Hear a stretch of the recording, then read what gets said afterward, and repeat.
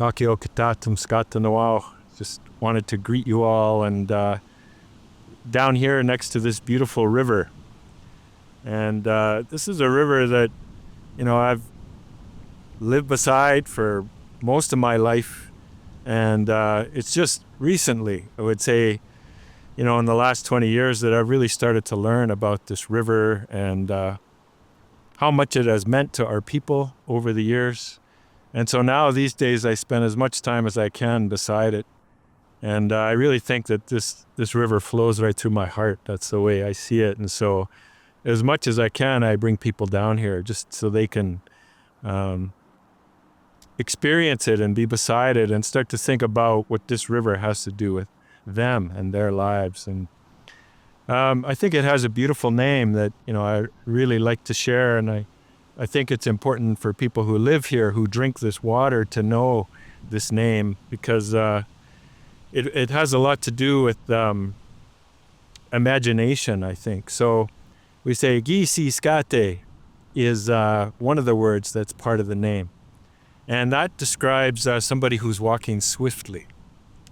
And ciwani has to do with water flowing, as we see here.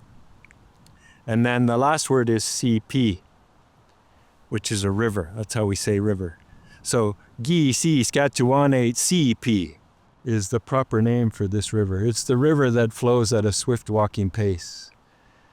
And my experience has been is that the more I walk beside this river, the more I learn about kinship in this area. And along with kinship, what I wanted to share is that the longer I spend beside this river, the more I begin to understand this place as a living relative. This place where my roots are quite deep, where I have, ancestry that goes back many generations. So to understand it as a living relative means that we can think beneath the surface of the city, beneath the facade of the city, to see the layers of memory, experience, and story that, are also here, that are available to us, the wisdom that exists in this place here. And so I think a curiosity that a lot of people have is to understand that this particular part of the river valley where we are here between Kinsman Park and Emily Murphy Park has been a gathering place for thousands of years.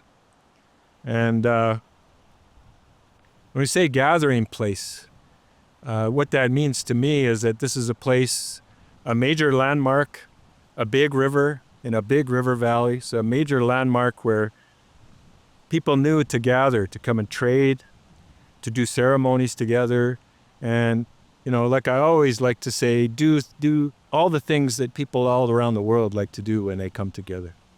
And I don't think it was any different here for our ancestors as well. And so this is a gathering place. And so part of the puzzle is to figure out why here. Why would they have chosen this place when they had so many other beautiful places along this river valley to choose from? What was it about this place that made it so attractive?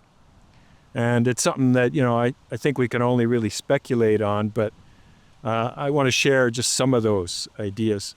I think, one of the first things to understand is that long before this place was known as Edmonton, which is a district in the north of London, this place was known as Amiskwaci. And those hills right where the provincial legislative building is and back towards Jasper Ave, that's Amiskwaci. And these days, the way the city looks, it's kind of hard to tell because there's been so much development and things have changed so much. But if you look at old maps, if you look at old photos even, or even paintings, you'll see how prominent these hills were.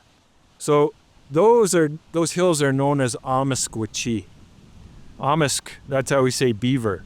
And Wachi is a hill or a mountain.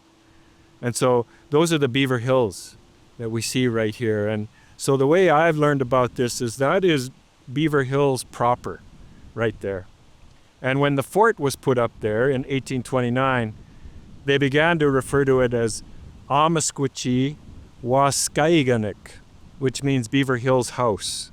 That was the particular name for Fort Edmonton when it existed up there on those hills. Now, the connection to the beaver is something also to think about as well. And this area here was prolific with beaver.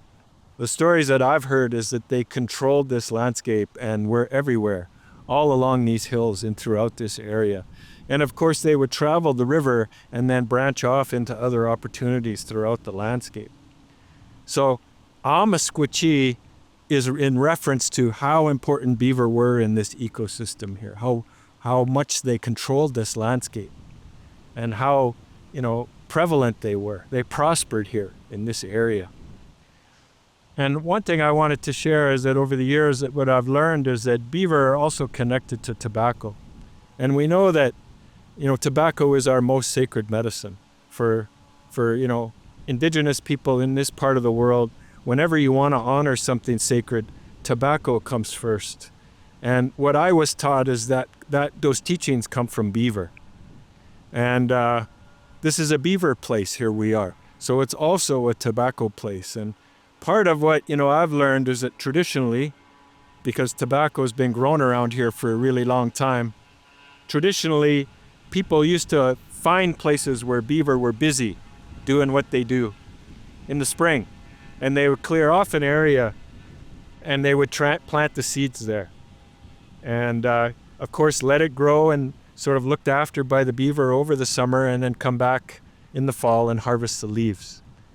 And that was a traditional practice here. And so that connection to beaver and tobacco is something that I think about a lot as somebody who's trying to figure out how to live well here. And so back to this idea of Amiskwachee here, this place as a gathering place, and why they may have chosen that. This is something that I've puzzled on for many years, and I know I still have a lot to learn, but one thing that we have to think about is that, the people that I'm thinking about were Muscatale and the Hillwalk, which are Plains Creek. So these are people who typically traveled on land. They didn't use canoes. And so I'm thinking about people who would have approached this river valley to come to this gathering place, to be part of the trade and the ceremonies and all those things, and how they would have come down into this valley and crossed this river. And that's why I wanted to come to this particular place here, because it's my view is this is where they crossed.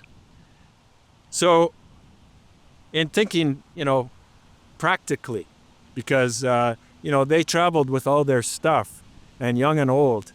So how, would they have come down into this valley safely and comfortably? And all along the south side of the riverbank here where we are, this bank is actually quite steep. And so they wouldn't have come down a bank like this with, the grandparents and so on. It just wouldn't have happened. So they would have been looking for a place where, the bank is fairly gentle and easy to come down. And so I think just west of the high-level bridge, as you come to the U of A campus, right in that area there, the bank becomes fairly gentle, the grade becomes fairly gentle. And so I think over all those thousands of years, as people travel down into this area to cross the river to be part of the gathering place tradition, this is where they would have come down into the valley. Now, when they come down here to the river, of course, they're looking for a place where it's fairly easy to access the river and easy to get out. And this spot meets a lot of those criteria. Just upriver from where we are, you can access the river off the trail and come down fairly safely.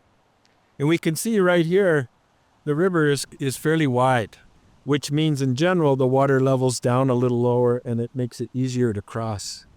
One thing to think about is these days this river is dammed in 2 spots. And one of the goals when you dam a river is to regulate the flow so it's predictable, so we know what to expect. And so this river is kind of unnatural with its level, especially at this time of year where typically it would have been much lower than we're used to seeing it. For this gathering place tradition, when people would have been coming here, mostly would have been in the summer and fall. So this time of year, we're mid-September right now, this would have been the time when gathering here would have been busiest. And so this river would have been much easier to cross than we're used to seeing it now. The other thing is that we know that people watch where buffalo crossed bodies of water like this.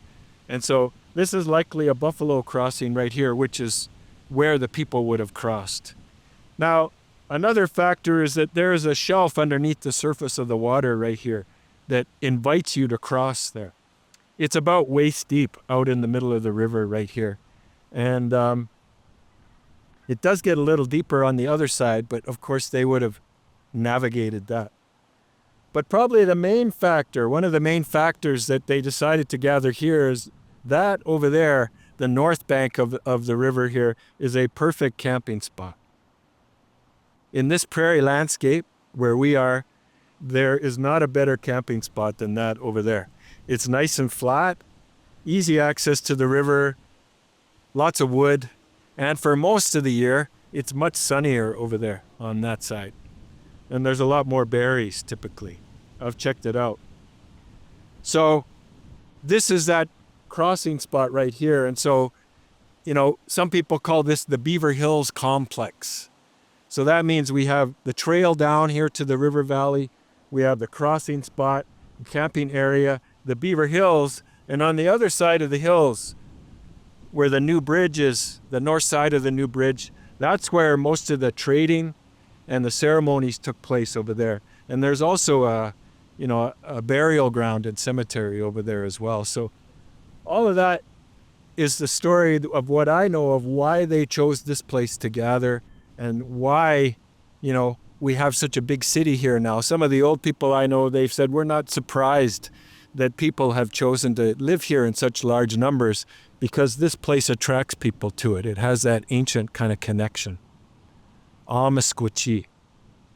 So those are the layers of memory and history experience that I think about when I'm down here beside this beautiful river. Hi, kinanaskumtanawao.